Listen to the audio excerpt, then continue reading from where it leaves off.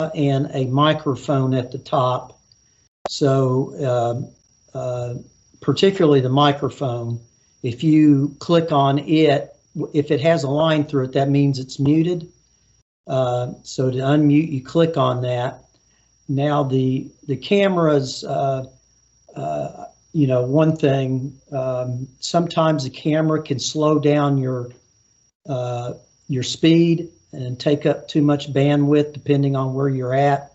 So you can turn that on or not. So like Julie, for example, her camera was slowing her connectivity down, so it's probably best for her to have it off.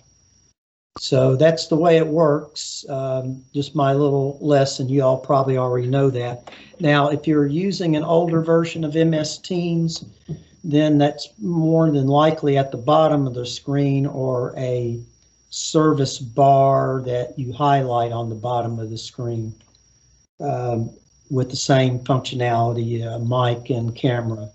Plus, there's a chat box that someone just used. I think, whoops, almost did something I shouldn't have.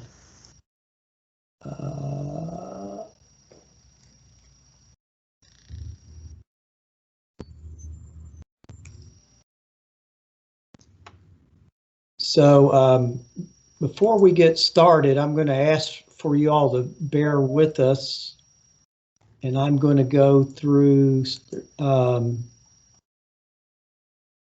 if you're wondering what I'm doing, I'm letting people into the meeting, so some outside the system. So I asked for you all to kind of hold off comments and whatnot until we kind of get through this, or if you want, you know, if a thought catches you, you can go to the top and you can type in a question, a message. So it looks like a little dialog box next to the image of two people, or it looks like, yes, Pamela, I can't love it, I think, Carter County. The print is real small. So I'm still letting people in, so I'll give it just a minute. And Steve, this is Adrienne. I'm happy to, once you get started, Gavin has also volunteered, and I'm happy to let people in once you get going. I kind of like the control it gives me. Oh, well, please do not let me interfere with that. I'm just kidding with you.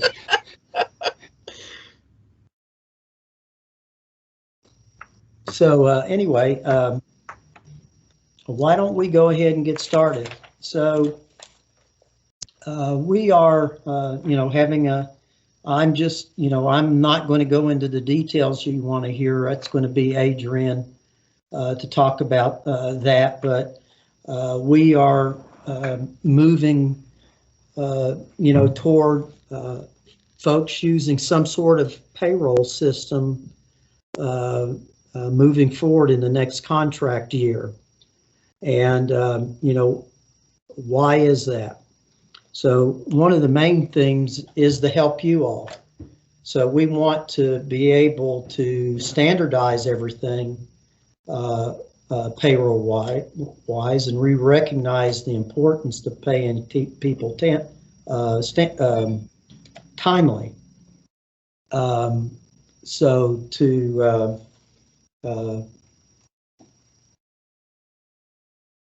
oh, I thought, well, shoot, that hurts my feelings, Pamela. I thought that you were telling me you liked me or something. Anyway, we want to standardize what we're doing so that you get your reimbursement more timely.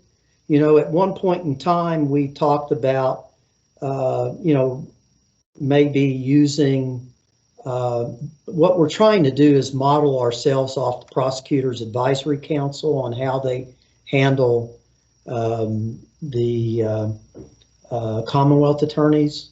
That was the initial goal. And like all initial goals and plans, that kind of fell through because we learned that they pay the Commonwealth attorneys and their staff through the state system, the CRIS system. And so we can't do that unless we got legislation, and that would be a cold day, you know where, before we would get it, I'm sure.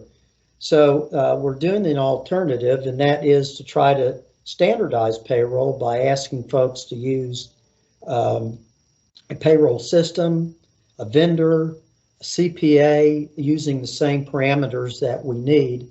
And again, the goal is we standardize things, we speed up your reimbursement, people get paid more timely.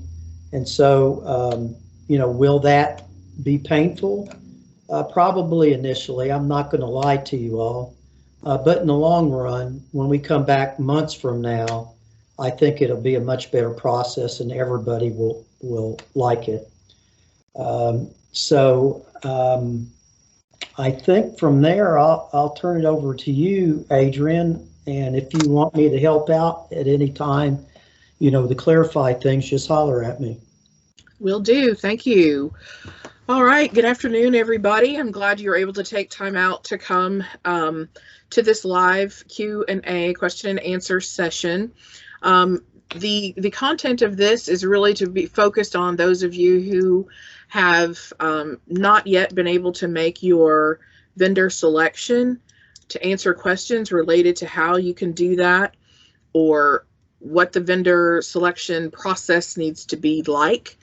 The responses will piggyback on and flow in conjunction with the FAQs you should have received and some of the other guidance documents that we have already put out there. So basically what I would like for you to do, if you have questions, because there are about 50 people on the call, and so if it gets to the point where there are lots of people talking at one time, it would be very difficult. If you know how to use the gestures in Teams, there's one where you can raise your hand, and to find that on your computer, it looks like a little smiley face with a hand over it. And if you click that, it gives you the option to raise your hand, and that will put a notification on my computer screen that you would like to ask a question or say something. You may also type your question into the chat box that Steve referenced earlier, so that you can have your questions pop up, and I'll be watching that as well as we go through.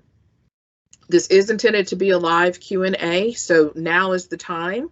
The meeting is being recorded. There are a couple of folks who wanted to see it who were not able to join us today, and so it is being recorded. We have our first question. It says, I have found the payroll vendor we would like to use. However, it is more expensive than some other options. Will our contracts be modified to cover the actual cost as well as the cost of direct deposit? The answer to that is yes. So through the simple answer is yes, but the explained answer is that through the process, we have determined approximate average cost for all vendors.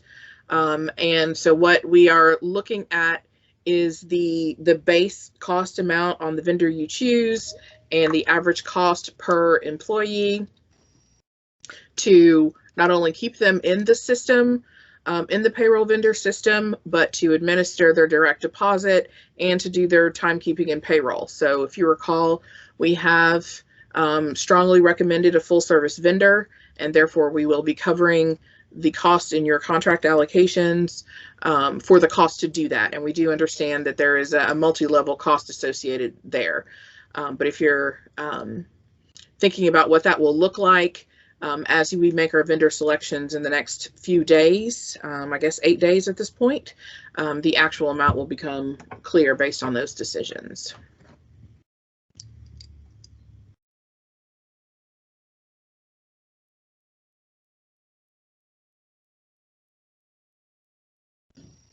What else? Kyle, get your hand up, another one. Yeah, so I've got another one. Thank you for doing this, Adrian and Steve. I appreciate you all opening this up so we can ask these questions. But for the attorneys, currently we bill for example, I just got out of court and I had to do some individual IVD and court billing for cases that I worked today. Everything, all the demonstrations I've watched seem to be more of an hourly time clock that we punch or that employees will punch. How will that work for the attorney's billing? That's a great question. Know that the full service payroll vendors offer services that are called timekeeping and time tracking. Timekeeping is typically for hourly employees, and it's what people generally consider to be, I arrived at work at 8 o'clock, I went to lunch at 12, I came back at 12:45, and I left for the day at 5. That's timekeeping. What attorneys will be using is time tracking. And time tracking is exactly what you do on your clipboard or on the side of your desk or on your notepad when you're at court, where you say, today, these are the 15 cases I worked on. I spent approximately 6 minutes on each case. And for these cases, it was court and administrative, or for this case, it was court and this case was administrative. And so when you go through the implementation phase with your vendor, you set that up so that you can enter the cases that you're working on. And most vendors hold up to at least 500 cases, 500 projects. They're going to call them projects, but they're cases at a time, so that you can, when you do that at the end of the day or at the end of the week, you're entering your time into the system so it's captured electronically. You'll be able to say, on this day, this is what I did, and it was either this case or that case, and it was either administrative or court. And the report that's created by the vendor will then make that look really nice in Excel automatically. It'll be legible. You'll be able to approve it and say, yes, this is an accurate account of the time that I spent this month or for this period. You got another question there, Adrian. Okay, let's see. I cannot see who it is. For some reason, it's not letting me. It is Casey Whitlow. Okay, Casey, go ahead.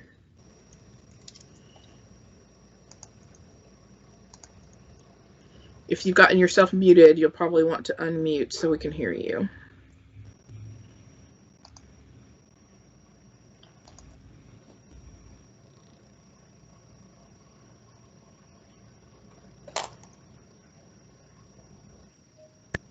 Casey, are you there? I'm here. Oh, Siri thought I was talking to her. Hold on. Hilarious. I never had that happen on a Teams call anyway.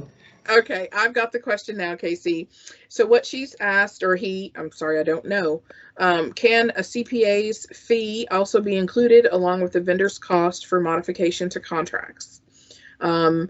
I am going to give you an answer to that question that I believe is yes, but I would like to explore further with you exactly what you're getting at there. But if you're using your CPA to compile your payroll, to compile your reports, to make sure that is accurate, then we would consider your CPA to be your vendor for the purposes of this payroll standardization. Of course, they would still have to meet the minimum requirements. If they are using any software that cost has to be passed on to you, it would need to be properly invoiced and submitted for reimbursement, just like any other cost. Did I get all that right, Steve? Yes. And I think the question was if that's going to be more than what they're paying now for a CPA. For example, if the CPA says, I'm going to do those things, but I'm going to want extra money, they're asking, will that be included in mods just like payroll? And the answer to that is yes.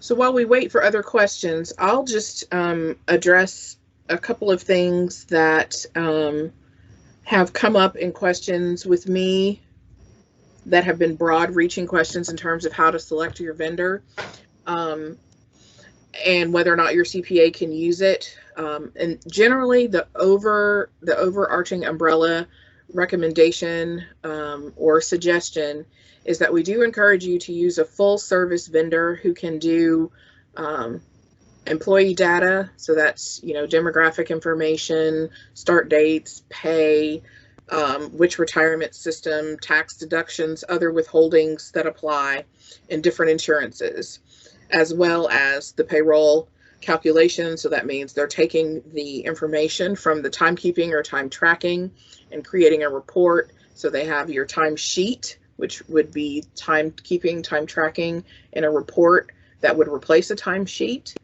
And then they use that information combined with the employee data to actually run your payroll and give you a report that says this is how much you need to pay each person, this is how much vacation this person or sick leave this person took this time for this pay period, this is how much you owe for FICA for each person, and in total this is how much you owe for state, local, whatever your different municipalities are. This is what you owe for insurances, and this is what you owe for retirement. That's what a full service vendor does. And there are full service vendors who are better or not as good, depending on, number one, how many people are in your office, as well as how you choose to operate. And so those are some considerations you want to take. Somebody's got their hand up. I can't see who it is, so you can go ahead. I didn't mean to interrupt, Adrian. This is Tamara Jones from Hardin County. We have picked a vendor, which is somebody we've used for a long time, but she has spoken to you and she meets the requirements that we're looking for. But she is going to use her own payroll software program that she has used always, but she is going to also use the QuickBook timekeeping. I know you had some concerns with the QuickBooks timekeeping because you can't, doesn't upload automatically like ADP's probably does. Can you tell me whether or not this is going to be a problem in the future, or what concerns you may have in regards to using the QuickBooks timekeeping? So I would, sure, of course, I would generally state that most companies that advertise that they can do timekeeping and time tracking can actually do it. But to what I was getting at just at the end of what I was saying is that you would have to look at the type of company that you are thinking to engage. And in your case specifically, because you're doing it through your CPA and your CPA has a comfort level with QuickBooks, it's probably not an issue at all for you. Generally, QuickBooks is marketed as, and my experiences in talking with their sales rep is that it is more of a DIY, do-it-yourself type of program. So if you're already very good at accounting and payroll, it's probably not an issue or not any complication for you to use QuickBooks to do all of these things. But if you're new to it, if you don't have experience with it, if you don't have the time to do it by yourself, then a vendor like that may not be the best choice. And so that's what you would want to think about there. So with your CPA, it's probably going to be just fine. And I have spoken with her, I do remember, as long as those reports can come out the way we need them to come out. The way we're going to manage that for all vendors and for all counties is that, as you know, your vendor selections are due on April 15th. So on April 16th, what I'm going to do is compile who all the selected vendors are and which counties have selected with which vendors. I will make meeting times and arrangements for those, reach out to the service personnel, your contacts that you've listed in the vendor selection survey, and set up a meeting between that you as a county person, the vendor and their representative, and our cases IT folks will attend all together so that we can work out the details on how the upload and data communication is to occur, and account for what the differences might be between the vendors. But that will not occur until probably early May, because one of the IT personnel is on an extended vacation and won't be back until then, but we can do some other work between now and then. Okay, perfect, because her concern was the upload, having to manually upload it. So that answers that question. So thank you. I appreciate that. You're welcome.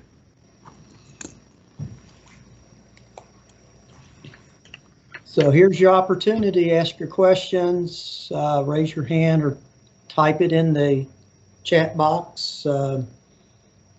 We got a bunch of you on here, so I know that there's got to be questions, and I know you guys aren't shy. No question too big or too small.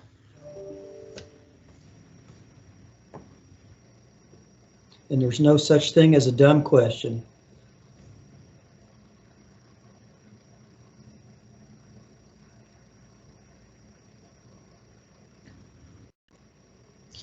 Another question that I do that has been coming up pretty regularly is on implementation specifically, and how do I know which company will serve me the best? I'll come back to that if I need to. Susan, Susan Barnes, you have your hand up. Well, first of all, we had Kim Lindsay, or Lindsay Kim. I guess she asked, we have selected our vendor, but I don't have all the contact info yet. Can I submit it anyway? You can go ahead and submit it, but the way that the survey is set up is that then you would have to submit it again and answer all the questions again. So if you're able to obtain all of the information by April 15th, go ahead and wait until the April 15th or whenever you have it, so that it's all there at one time, or you'll just have to answer all the questions again. Unfortunately, it's not the type of survey where from your end as a responder, you can go in and piecemeal information. So you're either putting it all in or you're putting none of it in. Okay, we'll go to Susan now, Susan Barnes. Okay, thank you. I wondered exactly when the vendor will begin implementing, what's our implementation date exactly? And then the next question is, we would like to start working with the vendor so that we become comfortable with them before the actual implementation date. Can we be reimbursed for working with them in the interim? So the first question, when is the implementation date? We would expect that you start using your vendor on July 1 to administer your payroll services. Now, we will start to do training for how to do that for the CSE end at the beginning of June. And you can work out with your vendor.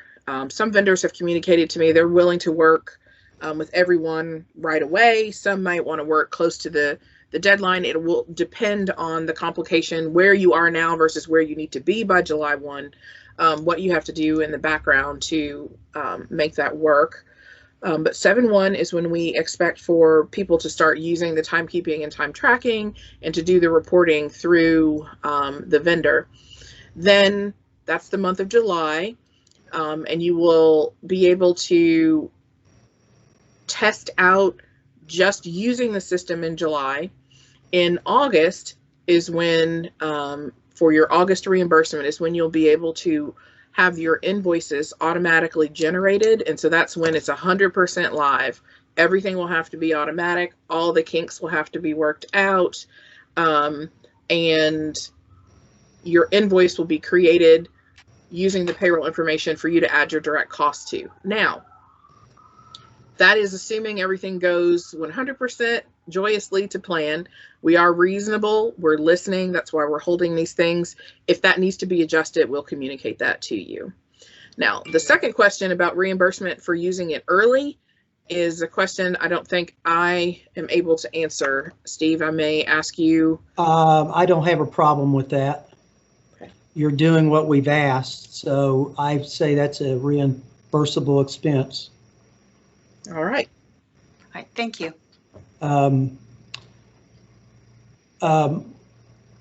Okay, next question is we have not selected a vendor yet. We are a very small office. Is there one you would recommend? And that came from Patricia Sims in Washington County. All right, Patricia. You know, I can't really tell you which vendor to choose, but what I would recommend is that you think very carefully about. I would ask everybody to mute their mics if they could, please. I would ask you to think about how much experience you have in administering payroll, how much time you have to work on this, And then if you look at some of the vendors who have done demonstrations for us, there are some who have a larger or a greater service orientation to the vendor service they provide. You may think about whether or not that meets your needs better. If you do have lots of experience, then you may not need to go with one of those. If there are special situations in your office and you want to tell me more about those now, I can kind of address those, or you can email me separately if you prefer. But I think in all the decisions, you really need to look at, can I get along with the people that I'm going to engage? Are they responding to me when I reach out to them? Do they respond in a way that I understand? Do they respond on a timeline that's useful to me? And do they answer questions in a way that actually helps me get the solutions that I need? Because it's going to be your vendor. And you can look at the information that was provided and take a look at some of the demonstrations. And I think you should be able to assess pretty easily from the way those sessions went and the information provided to tell you who can provide you with the kind of assistance you need.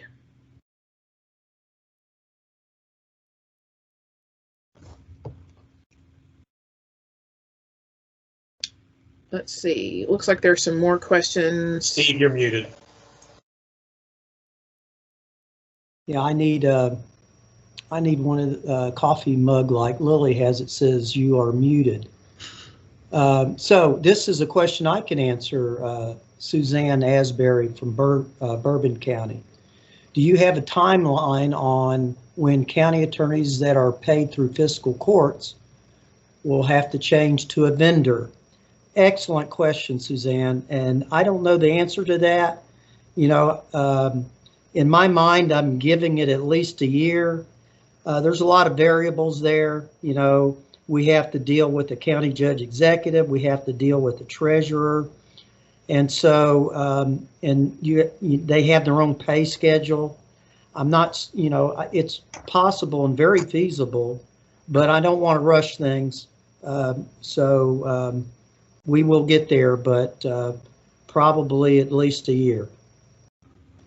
So next question is from, Nicole Bedott. Our CPA, doesn't say which county. Our CPA will serve as our vendor and she uses QuickBooks. However, she won't be doing the timekeeping, time tracking for us. Is it correct that we can still utilize the CS21 and 21.1?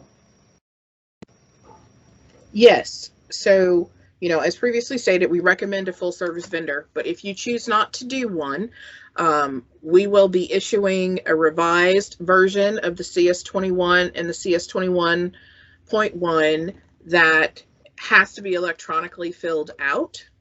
And that electronic filling out will need to be done more than likely in Excel or a fillable PDF and will need to be retained. Someone, whether it's you or the CPA, will then need to take the data from the CS21, CS21.1, put it to a summary document that will be required so that that information can be uploaded into our system to calculate and support the payroll. So what we'll need to see is that the information from the CS21 forms has been electronically transferred, data entered, and used to actually make the calculation to justify the payroll that so-and-so is getting paid for this many hours at this rate. Then that report will have to be uploaded, and then your CS21s and 21.1s will need to be uploaded just as stock documents to show that. And so there is a double work there when you're keeping it on paper or electronically and then entering it. So that's why we'd recommended the full service vendor, but you can certainly continue to use the form. So Leah B asked, in our office, we only have our part-time position, county attorney, and 1/4 time employee. Our full-time employee is paid by our fiscal court. We don't pay out any benefits at all, just salary. Most of the vendors we have looked at are more full service than what we would need. What vendor would you suggest for our extremely, and I emphasize extremely, small office? So my question is much the same. You know, if your payroll, my answer is much the same. If your payroll is extremely simple and you can handle it without having to go for a full service vendor, then you may look at a smaller vendor that doesn't require as much. But remember, these vendors, the pricing and the service they offer you is based on the number of employees you have in the system. So they can serve you the same, whether you have 1 employee or if you have 200 employees and everything in between. The service is the same. So again, if you would prefer a more do-it-yourself type of service, I would pick one of those. If you still want somebody who can just handle it and get it all done in one fell swoop, choose one of those. It really is going to depend on how much time you want to spend making sure that the reporting is correct and that all the time is being captured properly. Thank you. Lana Smith in LaRue County asked, for the counties who pay as we go, and we are going to 10 working days after pay period, how is the switch over going to work? I hope I read that clearly.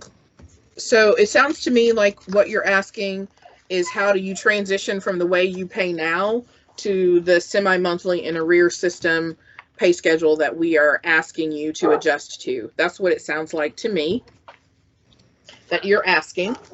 And so, excuse me, I need to close my window. My dogs are getting out of hand. And the way to do that, if you have the payroll transition packet that was emailed, or if you need another copy, I'm happy to send that to you. You would look at how you're paid now and use that to transition to the new system, or the new pay schedule. And I can walk you through that. If you want to tell me now, I can walk through an example of how you're paying now that will show you how you get to where you need to be. Okay, we'll move on to the next question. If you want to, you can email Adrienne to get a more direct response. So with KJ, will we still be using MIPS to send our invoices? That's another good question. So yes, but it's going to be called MDPS, Monthly Direct Payment System. And we are working with cases and the IT folks who code and program that to make some changes that we'll start training you on shortly. If you're involved in the pilot, you'll see it a little sooner. But it is going to look largely the same that it does now, but it will have some increased functionality. Some things will be a little bit more straightforward and easy, but the substance of what you're doing really isn't changing. It's the method or the manner in which we're doing it is what's changing. But everything that you know about how to substantiate your invoices, how to attach things is not really changing that much, with the exception of the payroll being automatically generated. And circling back to Lana, she says, yes, that is what I'm asking. So thank you for that, Lana. Please, Lana, if you will just email me some specifics, or we can set up a time to talk on the phone. So more questions. These are very good questions, everybody, so keep them up. No question again is dumb. You got me on the call, so you don't have to worry about sounding dumb. Ask away. That's what we're here for. You know, want to make sure everybody knows what's going on. Any questions you have, that's the whole intent of this. Uh-oh, I think I have a new message, maybe. Yes, KJ asked, and if I heard correctly, we will still be allowed to use the CS21 and 21.1 if we choose for QuickBooks for timekeeping. So KJ, if I understand your question, if you're going to use QuickBooks for if your vendor does timekeeping and time tracking, you will not need the CS21 and the CS21.1. But if your vendor does not provide the level of timekeeping or time tracking, or you're not going to have a timekeeping or time tracking vendor, then yes, you can use the 21 and 21.1 in their new versions that will be released a little closer to July 1. Yes. And Linda Tucker asked, in Adair County, or Adair County, if our county attorney wants to continue using her current CPA, do we do her own timekeeping, time tracking? Will the cost of that CPA still be reimbursed?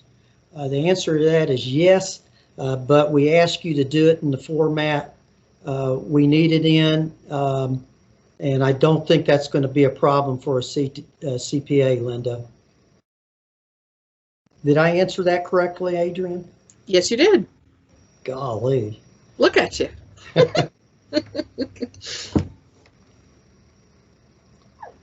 Some more questions, please.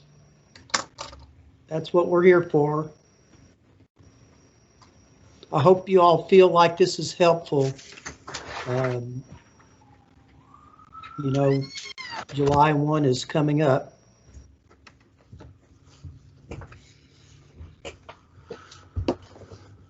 More questions? Any comments? I don't see any hands up either. And all the people I see on here, I'm surprised there's no more questions. But that's okay. That must mean we've been doing a good job explaining ourselves. I like that logic. Or Adrian is doing a good job explaining herself, not necessarily me. Well, Adrian, was there something else you want to go over? I don't see any more questions or hands. Well, I don't want to hold anyone longer than needed, but just one other question that seems to come up pretty regularly is about how to manage if you do have to choose to do more than one vendor. And so I think that gets to the question that we were just asked. You will just need to make sure that you understand the amount of time it will take to get, let's say, for example, the vendor you might use for timekeeping to communicate with your CPA or your payroll vendor to make sure that that information is accurately transferred between and communicated between the two, and then that the reporting is accurate and complete so that it can be sent to the MDPS system. And keep in mind that the goal, one of the goals for this, is to make your processes more efficient and more accurate. Whenever there has to be multiple times of the same information being entered, the opportunity for error increases, and the amount of time it takes to make sure it's correct increases. And so we want to make it more efficient for you. So think about that as you're making your selections. Sounds like a few more questions have come in. Yes, they have. KJ is on a roll. So how do we notify the vendor that we choose, like QuickBooks? How do we sign up for it, because it will require payment at that time? So if you choose QuickBooks, my recommendation is to use the contact person who's been on the QuickBooks that I have sent out. His name is Stuart. He goes by JD. I would have to look up his last name, but I will be happy to send that back out to you. But if you choose one of the vendors that I have already been in contact with and I have sent out information from, you'll need to contact that person, because that person is prepared and has spoken with me and can speak with you and knows what the situation is, so that, you know, setting up billing and when you want to start and all of that won't be a surprise or something that they don't understand. So you'll just contact them and say that you're part of Kentucky Child Support Enforcement Payroll Standardization, that you've been working with Adrian, and that you have to start by 7/1, but you would like, to be involved in a meeting sometime in early May to work out the logistics. And then once you enter that information that you have chosen this vendor and you're ready to go into the survey response, I will then help initiate those initial, those startup meetings with the vendors. Jessica LaRue asks, and it's a good question, I think, are there going to be any forms that we can see to show what we are supposed to do? Will this be in addition to training, any hands-on training? Yes, and yes. So once you're, if you're part of the pilot, you're starting to see some of that now. We have just gotten to the point with cases that we know exactly how we want the Excel form to look, when Excel or CSV format form to look. And that is the point of the meetings with the vendors after April 15th, so that we can get with them, share that information, work with them. I can be there to answer questions that maybe you're not sure how to answer or not too confident in your answers. And then beginning June 1 is the training. Once the MDPS system is coded in the new way, there is a training site which runs parallel to the actual live MIPS site that you can go on, and you'll be able to play with it as you go through trainings. The trainings will be video and they'll be recorded. Of course, I will always be available to support, as well as other key individuals. So you'll be able to play with it a little bit without messing up anything. You can test it out, do it hands-on, watch the videos, ask questions, and so on. And we'll hold meetings to get things cleared up the same way we have all along. And that should get you prepared for July 1. Any other questions? Jessica, did you have any follow-up on your question?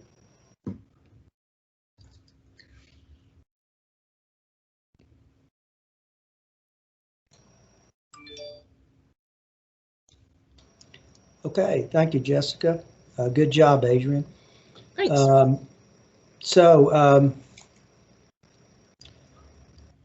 Still available for questions, but we don't want to hold you up too.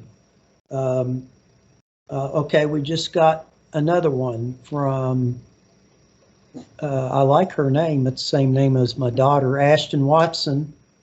If we are going to keep our current payroll vendor, can we get a sample form of the CSV Excel form to send them? Yes, after April 15th, when we set up all the vendor calls so that we know who's working with who, I'd like to do that all in one group. So everybody who's going to use this vendor, everybody who's going to use that vendor, so that I personally don't have to have 120 phone calls. Maybe I only have to have 10 or 15 related to sharing that information. But yes, as I mentioned, we just got the final version from IT. I believe it was yesterday or Tuesday. What day is it? Yesterday was Tuesday. It was Monday or Tuesday that we just got the final version. We've been working through it, but that will absolutely be shared at the time that it becomes relevant. If you're part of the pilot, you are seeing some of the working models, and you're seeing that because we want to know how to tweak and how to perfect the final document based on your feedback. And so I want to give a quick shout out to everyone who's been part of the pilot, and actually anyone who's ever asked a question, because that input, that feedback, hearing how you ask questions, seeing what you're struggling with right now is helping us to inform how to communicate it better and make it smooth after we get past the April 15th deadline. So thank you, pilot folks, and thank you everybody who's participated so far. Point of clarification for dummy me, and maybe other people would want to know this. What is a CSV? I am not a computer programmer, but it is basically a text version with some computer programming language type stuff involved that tells the computer to make it look like it might look in Excel. So it's kind of like a programmer broken down version of Excel. Okay, cool. Well, that Ashton knew what she was talking about then. Although I guess that could be a male too. I don't know. She does. That one I do know. She does know what she's talking about. Talk to her. So any more questions or comments? We got a little bit more time, but again, okay, we do have another question from Leah B. Can we switch vendors later on if we decide we don't like our first vendor choice? Well, yes, it's, they are your contractor, essentially. There'll be someone that you engage, but of course the same parameters would apply. Thank you for that question. That was a good question, actually. Any other, as they all have been, very impressed with the questions y'all are asking.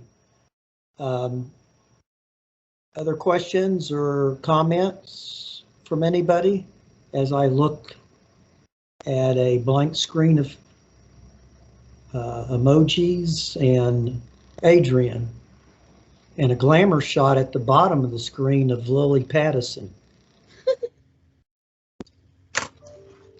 We have, well, I saw something. I must be losing it.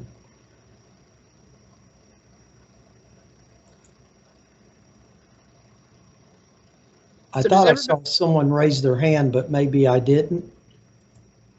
Sometimes I don't see them all. It was just me. I was waving.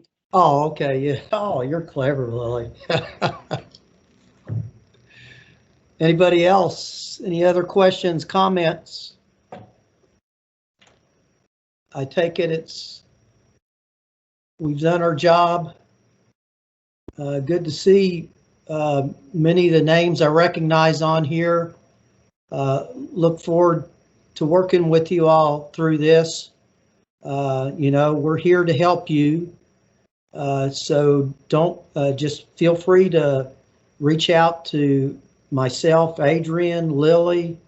Now, if you reach out to me, I'll contact Adrian, but I'll be aware of the question at least. I'm not pretending I know what all the answers are, and Adrian is more likely to have it than myself. So, thank you all so much. I'll give Adrian the final word here. Adrian. All right. Well, thank you so much. I appreciate all of you working hard and putting the time in to make this a meaningful and effective transition.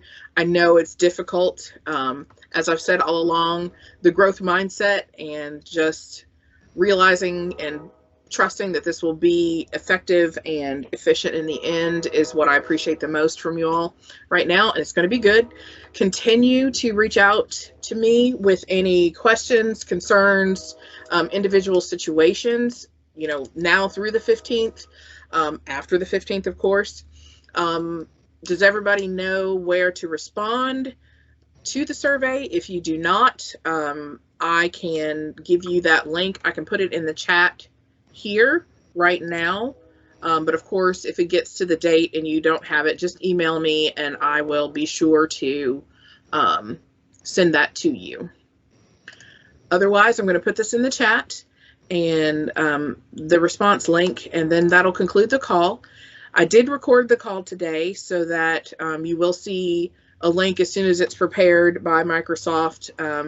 I will upload a link so that you can either view it again to see an answer to your question or share it with someone who was not able to attend. Did somebody just ask a question?